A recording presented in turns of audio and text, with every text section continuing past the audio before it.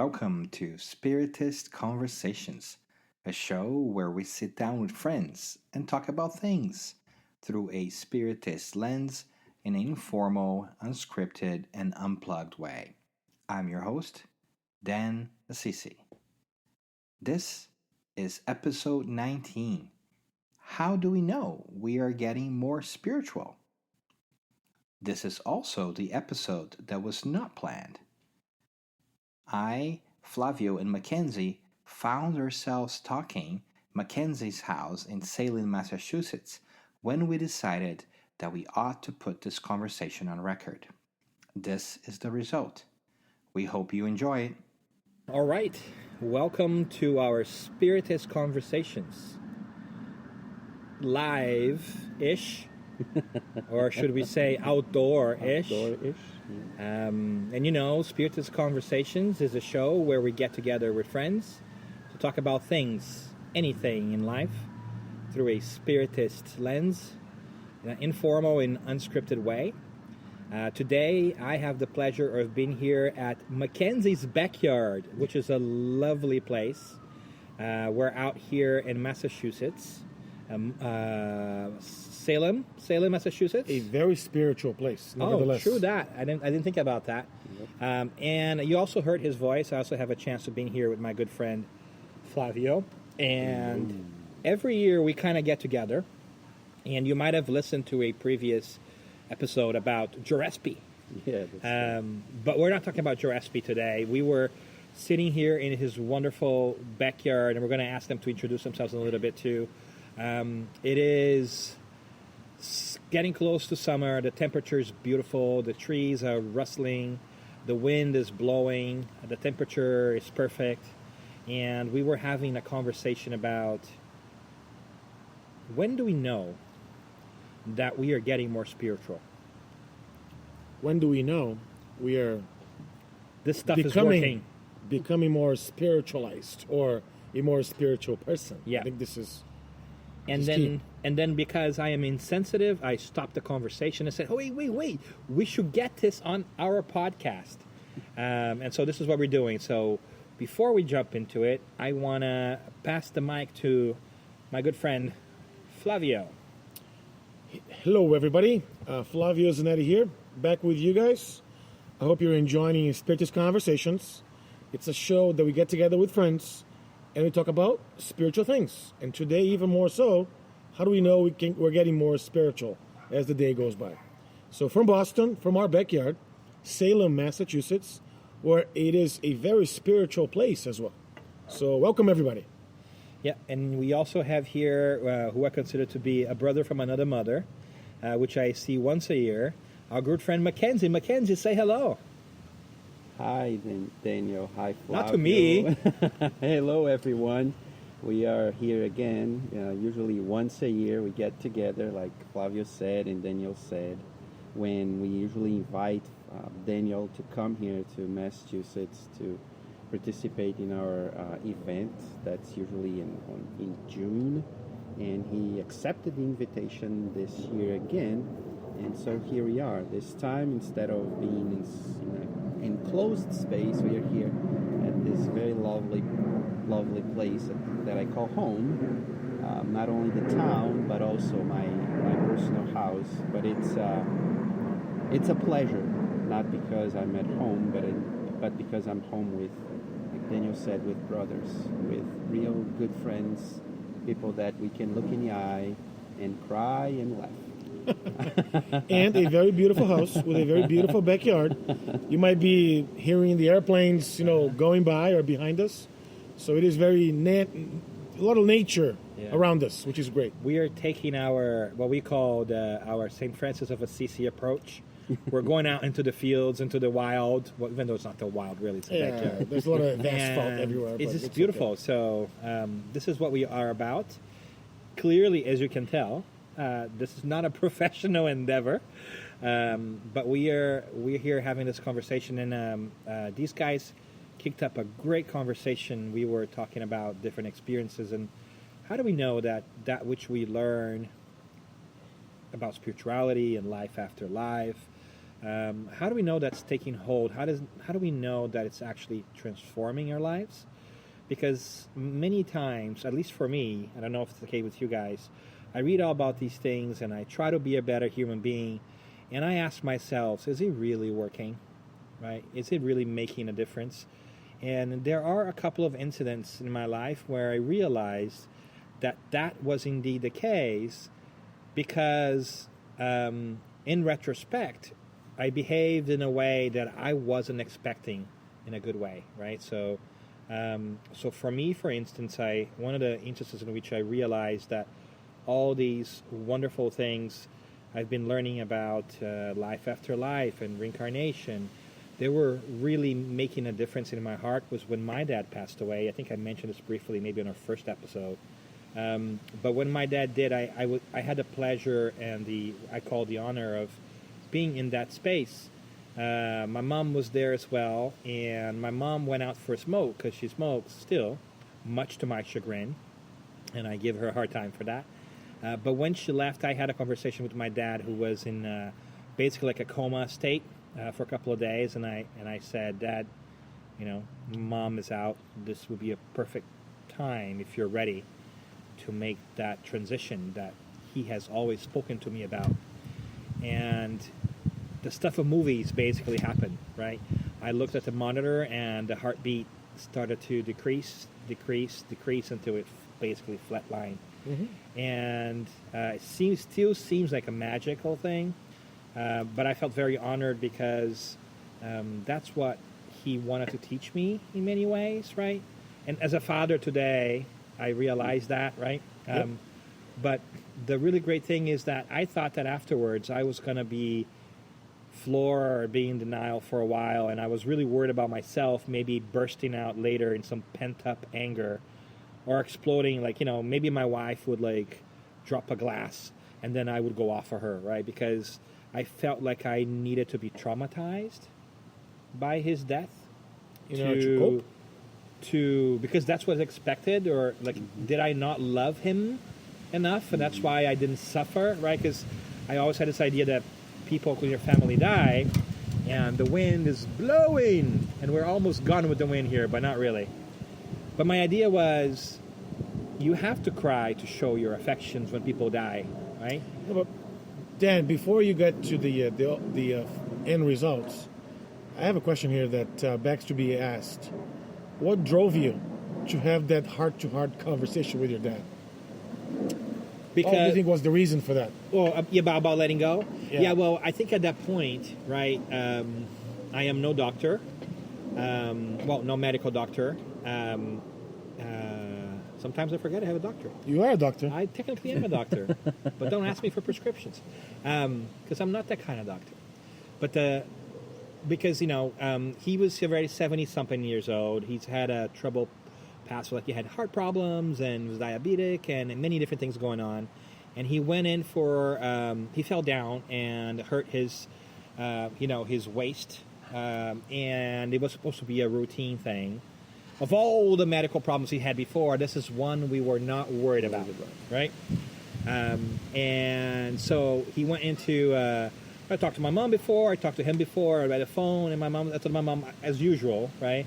Because I was getting worried, he's getting older, I start to reflect about, Mom, if anything goes sideways, you tell me, and I'm flying there. And my mom's like, oh, don't worry, it's going to be too much trouble for you, don't come, it's going to be a routine thing. But then she did call me and say, I think that your dad is in trouble. The surgery was going to be okay. He had a cardiac arrest during the thing. They had to bring him back, and he was gone for a couple of minutes. I don't remember the details, not important. And then I got that my mom to say that something was happening. So I flew out there.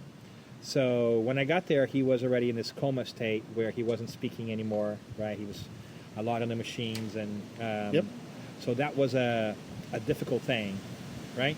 So in that particular moment, we knew as a family already that this was not going to be the outcome that we all wanted, which is he would just kind of recover, right? He had many different problems, I'm not a doctor, but his heart was in trouble, his kidney wasn't doing well, right? he wasn't It's a series of necessarily events. breathing Yeah. well on his own, right? So there's all these things that were kind of like developing, and so we had the time to come together and say, and talk to our doctor and say, I think this is it, right? So we had a couple of days of, which by the way, I think is a blessing, right? Because Absolutely. oftentimes we think this like more drawn out things are really hard, but I personally would much rather have that than a sudden passing like an accident or whatever. I think that's harder personally to cope with. Yeah, I cannot agree with you more. I think the actually I know the time somebody spends in a hospital or really before the overall passing, it is the medicine that person needs, and also usually oftentimes the family needs as well. Right? As you know, same thing happened to my mom when she had the stroke. She was in the hospital for 11 months, and she ended up not really being able to recover from her condition there. But the time that one spends before passing, I do believe it's the medicine, or it's the really what's needed for the particular spirit, or for us as well, the family, to really cope with the situation, to understand what's happening, and to really make preparations for the future. Yeah, Okay. I agree. I think that like looking back on my personal experience, I can see how that was a blessing because it gives you the time to prepare, right? And I think you probably had the same opportunity as I did, and I had a chance to tell my dad one more time, that I love you. I know that he was registering it, but he couldn't talk back to me. You tell him all those things that you think about, and so in a way, I know that it's painful and difficult for all of us, but I think that I would take that approach than the sudden death piece that I talked to you about. Yeah. And I think that you guys, as a family, had that time as well. We right? did, yes, absolutely. We had 11 months that we were able to spend time with her. Not for a couple of months, that she was still in a induced coma for 60 days by the time she got to the hospital. But then after, she was conscientious. She would listen to us. Sometimes she was able to speak and everything. But I guess the question that I wanted to ask is, how does the knowledge of Spiritism, how did the knowledge of Spiritism help you really navigate or maneuver those very difficult moments, nevertheless, in a way that you now see, yes, thanks to Spiritism, I did this as opposed to that? Yeah, and I think that's where I was going to go to, which is great. Thank you for that, Flavio, because this is not about death and dying, right? Although everything we do in life is, in a way, about death and dying. If you think about it, if there's one certainty that we have, as Benjamin Franklin says, other than taxes, is death. And yet we talk so little about it, right? But to go to your question, and I want to see if Mackenzie wants to chime in here too, I think that by exercising that muscle of thinking about the fact that life goes on after the physical body, and in Spiritism specifically, and that's one of the reasons I like Spiritism so much, is to actually have proof of that, right? Because of the mediumship aspect of Spiritism. I'm not a medium myself, not an extensive medium as we call it, but I am part of and have been part of different mediumistic groups and where we do spiritual rescue and so forth. I have underestimated how much the contact with the spiritual world on a regular basis has strengthened my faith that spiritual world is indeed the true world. Yeah. Right? Because besides the scientific aspect, which I really enjoy and like, but I think that the practice of knowing like what actually happens and how things are on the other side has put me at ease. At ease? Because I think that every philosophy or doctrine or religion, whatever you want to call it out there, that deals with spirituality, tells you of life to come. They tell you that there is a future life. Something else beyond grave, yes. Yeah. But for me, which I need to understand things before I can really digest them, Spiritism has shown me that there is, right?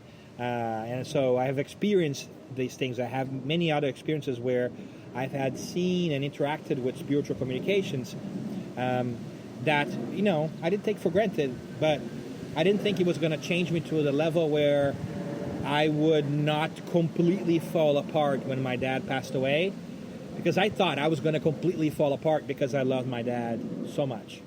Yeah. Right? And I can definitely, empathize with what you're saying, because I felt the same. My mom being, my role model for throughout my life, right? My dad as well, but more my mom because she actually spent time with us while my dad was working a lot, really, provide for the family. She has given us, and myself and my sister, right, pretty much all of we know are basic steps towards Spiritism. She taught us, pretty much, how to be a better person, a better son, a better daughter, a better human being, and just imagining the option to not having her close to me, I thought that was going to just go crazy, but it didn't happen like that. To the point that throughout her time in the hospital, oftentimes I call myself praying that wishing for the best for her, and not necessarily her physical recovery, which I think, as you and I have talked before, Mackenzie, right? Yeah. It is a very selfishless, right, or selfless ask for one to do. It really resonates with where life should really be, right, which is our spiritual life. But Mackenzie, what about you? Tell us, what do you think about all this? You've been awfully quiet. He's being reflective. He's reflective. He's not reflective. Quiet. We are the loud and boisterous. He's actually the thoughtful one. Trying to learn and sync all these experiences, because up to this moment, there was no one in my life that I really had to go through like the stories that Flavio and Dan just told us a little bit at least. But when I think about this,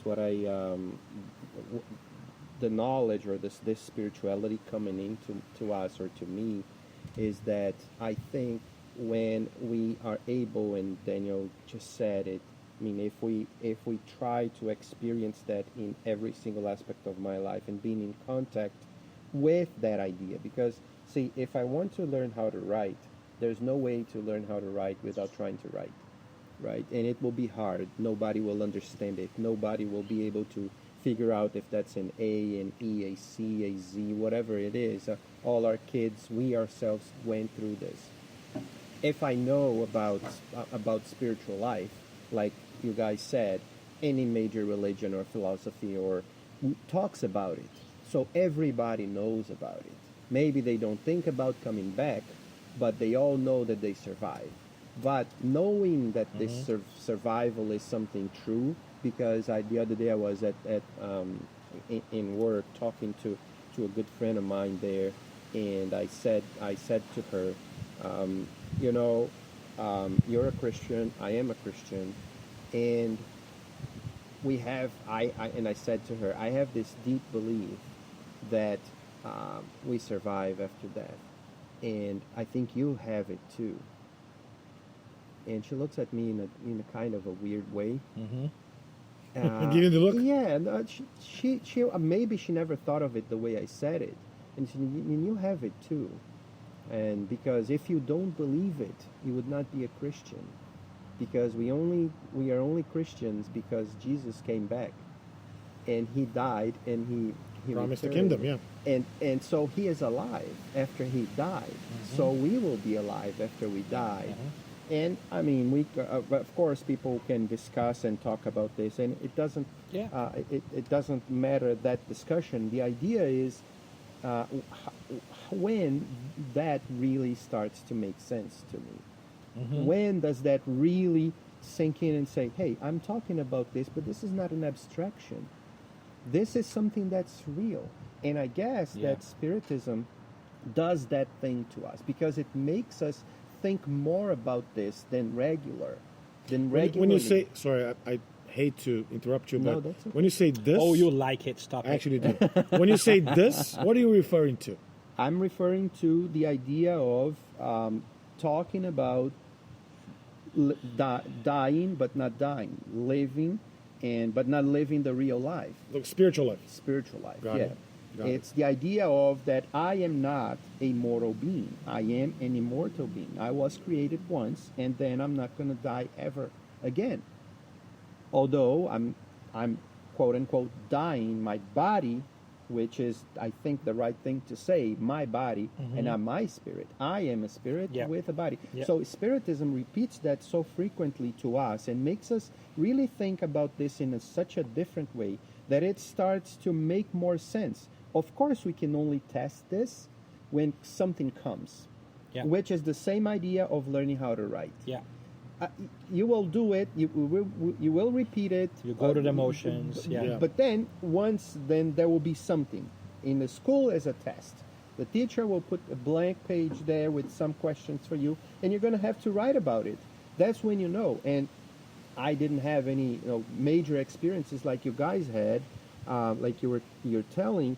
But when you see other experiences like this, and you see other people going through that live with you, and then they recover quickly. Mm-hmm. Sometimes it's not like what Dan said. Sometimes we may go through the motions of really kind of going into a little bit of a desperation. Yeah. But that idea that Spiritism brings to us is so strong that it makes right after that, maybe after one day or one sleep night, one rest, then you say and then you stop and think, okay, so it's not as bad as the world tells me it would be. I need to do something else. I need to. So you start to get out of it maybe a little quicker. It's not that you don't suffer. It's not that you necessarily don't feel it. Yes. No, it's not. It's that idea that, okay, now I know I have some kind of tools how to and learned how to deal with it in a different way. And thank you for saying that, because I didn't mean to give an impression to anybody who was listening that you shouldn't, or it's not okay for you to feel that. Of course, we're all going to hurt. Yeah. Right? Absolutely. But I think that I really like the way you put it, Mackenzie, that the lows are not as long, right? Because we're still going to feel, we're still going to hurt, and we're still going to miss those we love. Yeah, absolutely. Right? I We're miss human. I miss my mom every day. Yeah. I miss her every day. Yeah. But I do know that what's happened to her and what happened to our family, it's for the best. We learn. So for me, what Spiritism does, that I think it's magical. It really gives us this toolbox that we can use for every single difficult moment of our lives. And sometimes, or oftentimes, we don't pay attention to them. Even moments that we don't just take for granted, for example, right? Spiritism gives us these tools that we're able to, okay, for this type of activities or events, I'm going to use one tool. For those events, I'm going to use a different tool. I think it's a big toolbox that we can have at our fingertips in order to really navigate through these traumatic / difficult / tough moments, right? Yeah. That we all have to go through. And create the happy ones too, right? Because I think that we were also talking before we turned the mic on about making every moment count. Because sometimes we are going through the motions and we forget about what truly is important, because we lose our way a little bit without, I don't mean like lose our way, but there's so many things happening, that there's a mortgage, there's the kids, there's a family, and maybe we're not present in the moment, right? And maybe this is what the whole mindfulness piece is about. It's like, be present in whatever it is that you're doing and take the most of it, right? Give you 100%. Because then we would be less distracted about everything that's around us and focus on what really matters, which is our relationships, ourselves, what we want to do, right? So it's a great point. So when did you realize, Mackenzie, that maybe this stuff is sinking in, right? When I realized, one day when I was very young, and I'm not saying that's when it happened, but the very first time that this thought came to my mind was when, in a gospel study for the youth group in the center that I was, the educator there, the person that was taking care of us, the youngsters at the time, not that I'm not young now, but Very young. was younger. You look great for 94. So she asked, what do you think you would be doing if you were not here? At the study. I see. Uh-huh. And then I started, that's when, for the first time, that question, which of course leads to this, who would I be different if I didn't have all that knowledge or all that information or all that guidance that I had up to that moment? And that question is always with me, has always been with me. And I have to say that maybe the biggest moments in my life so far that made me realize that I had to change, and that some of this stuff is really into me, was when I met my wife, and she already had two daughters, and after a few months, almost living together, we were a family, and those two daughters are my daughters. And I cannot look at those two girls, and although one is a woman already, but It's very young. It's still going to be girls. Very in your young. eyes, Exactly. Right? When you're your kids, it's always girls. yeah, right? exactly. So these two girls, I look at them, and they are my daughters. It doesn't matter if there is blood of mine or not, but that thing made me realize and understand what I talk about, what a lot of people talk about those connections that we must have other than just a blood-related connection. That we really must be together for some reason, and everything that we went through and that we are still going through, because that's what families are.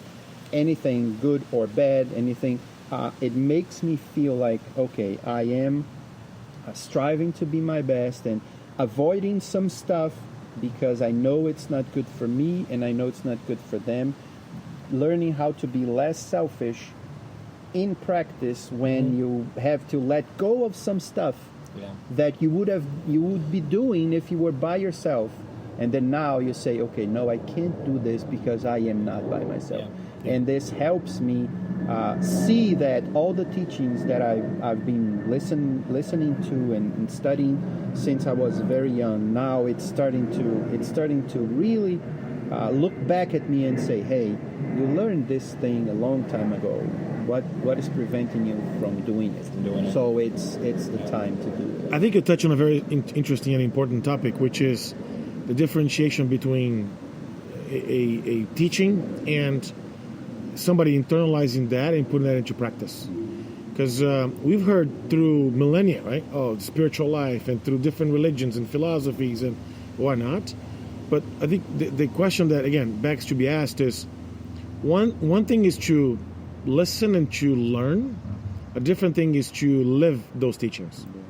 What happened to you, and you marrying, your wife, and you really looking at those two beautiful daughters and seeing them as your own daughters, right? The spiritual family, as we learn from Spiritism, right? Yes.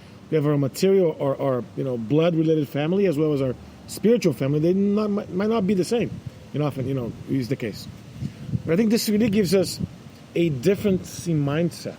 Our paradigm changes from not only seeing and looking at the day-to-day life, as Dan mentioned, the mortgages and the bills and this, but we looked into what really matters to us, which is our spiritual life. Yeah. And this is when I'm going to go back here to something that Flavio was saying before we turned the recorder on too, and that we were, that I recall too talking to him while your mom was going through the process, right? And it looked like, 11 months is a really long, drawn-out process. It's really hard. But I remember Flavio telling me that, that he was really praying for whatever is best to take place. Yeah. And that's one of the moments when I could see that in Flavio the thing has kicked in, because he was no longer asking for what he wanted, but he was considering what was best for others. And I see that in the same thing with Mackenzie, where he's no longer doing what he would otherwise want to do, but he was willing, ready, and willing and able, right, to do these other things that was not something he would have otherwise considered before. And it's a beautiful thing to see that taking place in other folks. And I think that ultimately is when we begin to realize, oh my goodness, I am changing my ways. Yeah. Right? Mm-hmm. And sometimes we don't realize that, but people notice in us before we do, which I think is funny too. It is. It's really fun. So what happened to this person that no longer does this or no longer does that? But I wanted to bring back an important topic that, or several passages in the gospel that we hear folks going to Jesus and asking him for something, and he always with his infinite wisdom, right, telling folks not what they wanted to hear, but what was best for them. I think that's, again, one accepting God's will, I think it's a beautiful thing. Right? One asking for God's will to be done, I think it's a beautiful thing too, because it moves away, as Daniel mentioned, it moves away from what we want or what we believe is the best, from what our Creator, right, knows what's the best for us. Also happens to be the Lord's Prayer.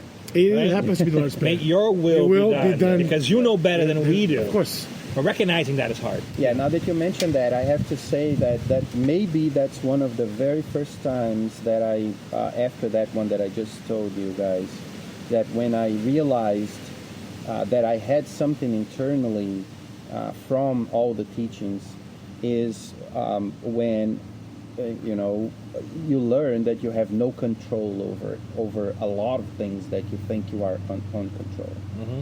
Like when I told you guys, I just told you that I got married and I have my 2 daughters. But I got married before that in Brazil, before coming here, and I had this big plan in my life that I would have kids and that I would, stay married forever.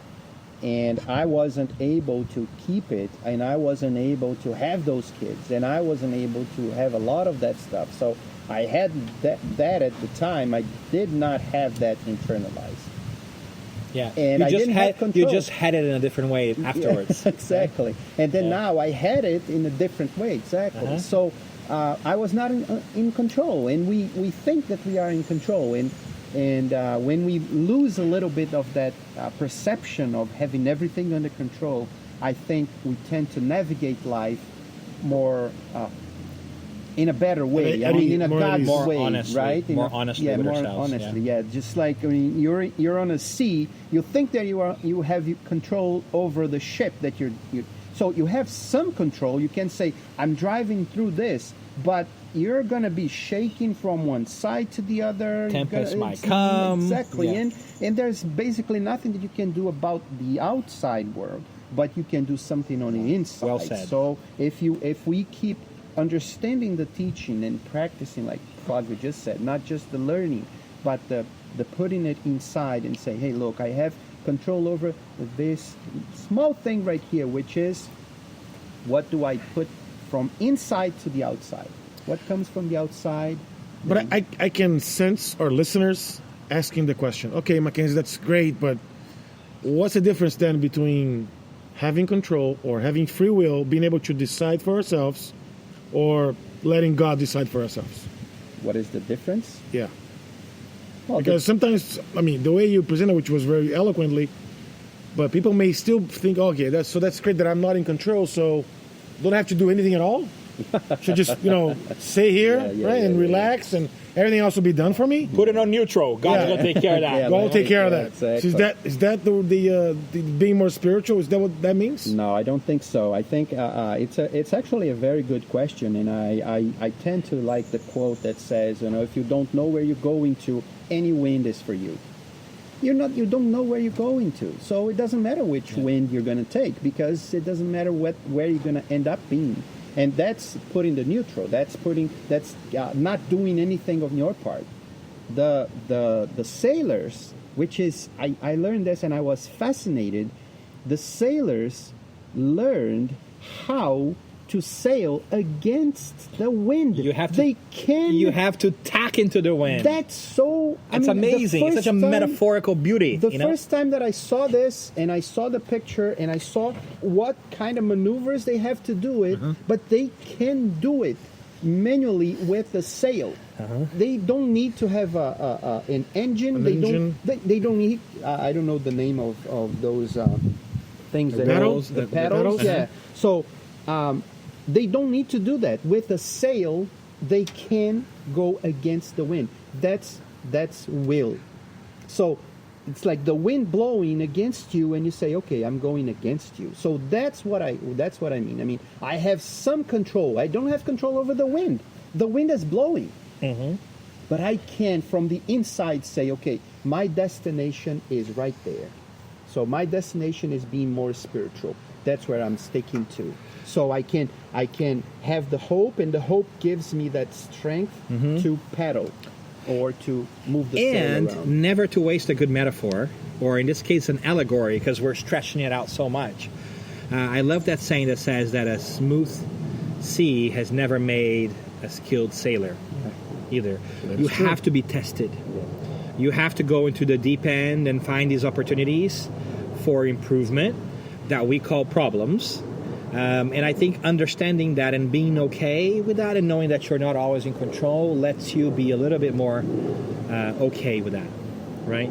And know that, these challenges are coming. They can be harsh, they can be hard, but I can't tackle them because there's a God, and I will be the better for it eventually, right? Eventually. From a spiritual perspective. But as we reach here the end of our time, I wanted to turn back to our friends Flavio and Mackenzie to give us some parting thoughts on the topic in general. I think you just had mine, which is keep going.